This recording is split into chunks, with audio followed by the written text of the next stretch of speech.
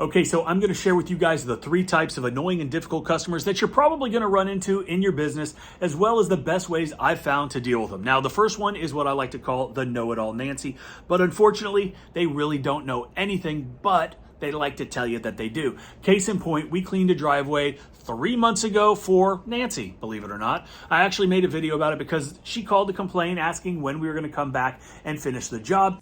Hi, Mike. This is I'm returning your call about the power washing on...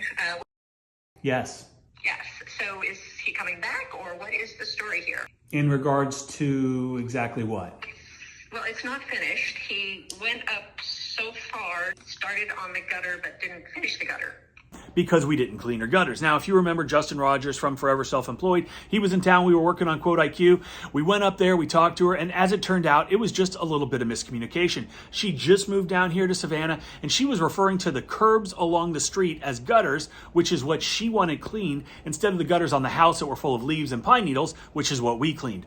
Pretty simple resolution, just needed to clear up the terminology and get the curbs cleaned. But the attitude, the condescending nature in which she first approached us, and the fact that she was insinuating that we didn't do our job was a little off-putting. But like I said, it was easily resolved with a little hand-holding. But then I get a call from her today, once again insinuating that we didn't do our job, and was telling me that we needed to come back to clean her driveway because there is no way it should be this dirty in 3 months. So I hopped on the golf cart, went up the street, and this is what I found.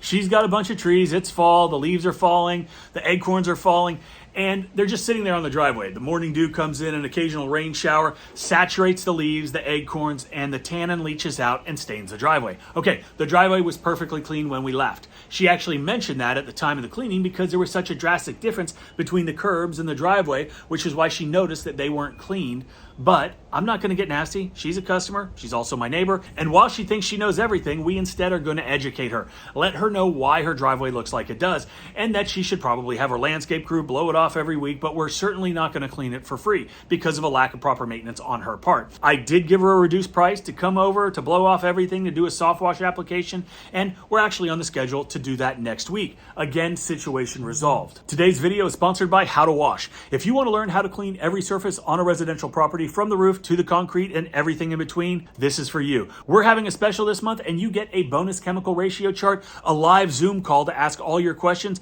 plus 2 free courses. Course 1 is a how-to guide on a secret pressure washing niche that is undermarketed and highly demanded. This course will teach you 1 service add-on that will allow you to make thousands more every single month. Course 2 is a deep dive into the most overlooked lead source for beginners. This is a step-by-step walkthrough on how to drive customers into your business without spending any money by leveraging 1 free online tool. There is a link below. The special ends at the end of this month. So the next type of customer that you're probably going to run into is the old "it's a simple job" Judy. And if you've been doing this for any length of time, you know exactly what I'm talking about. What I'm talking about is they call you, they ask you for a price, you provide a price, and then they've got something to say about how much it costs in relationship to how long it's going to take, or how long they think it should take. Well, it's just a small stain on my driveway. It's just one side of my house. Yeah, it's a small stain on your driveway. It's only one side of your house, but we're still going to have to drive there. We're still going to have to allocate billable hours in our day to accommodate your little job. And once we get there, we're going to have to set everything up. Most likely listen to you talk about how you would do it because you're such an expert. And then we're actually going to have to perform the task at hand and then put everything up and drive to the next property, as well as send invoices, still do all the back-end office administration that it takes to run a business.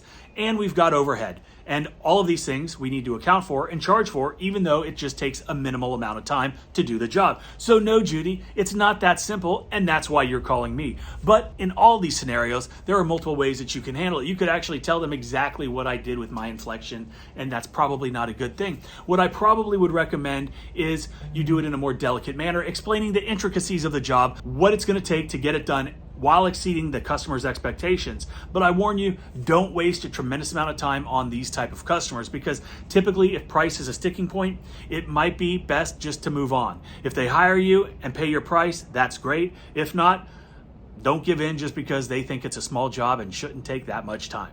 All right, so the third type of customer that you will probably deal with is who I like to call Emergency Eddie. Now, Eddie thinks he's the only person on this earth. Eddie thinks that the world revolves around him. He thinks that just because he calls you that you're supposed to jump through hoops in order to satisfy his every whim. And yeah, having good customer service is critical for every business, but also understanding that we can't be all things to all people and get everything done in the time frame that they want it done is also very important to keep in mind when you're dealing with potential customers.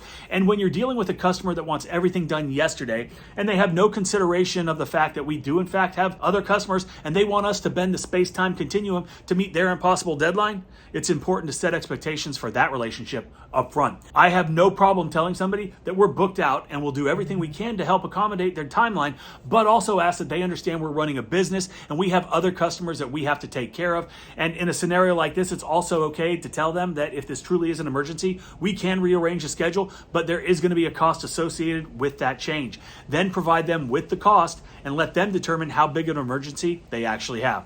So those are three of some of the most problematic customers that you might come into contact with during the course of your business. And I did talk about some of the ways how you can deal with them in certain situations, but it's also important to always try to offer some sort of solution to whatever the scenario is. After all, we are in the customer service business. Without customers, we don't have a business, and finding an agreeable resolution isn't about admitting you're wrong, because in many cases, you're not going to be wrong. But finding a way to solve the problem for the customer without losing your cool is probably the best way to go. And hey, if you're in the wrong, then admit it, move on, show them how you're going to make it right so they don't become an issue for your business. Or even better yet, they become a repeat customer and a huge fan that's going to give you reviews and refer you, right? Some of my best customers started out as problem customers. You just never know. Look, difficult customers, they suck. And they can also suck your resources, your energy, and money from your business. So figuring out the best ways to deal with them is going to help your business grow. It's going to help you get better as a business owner.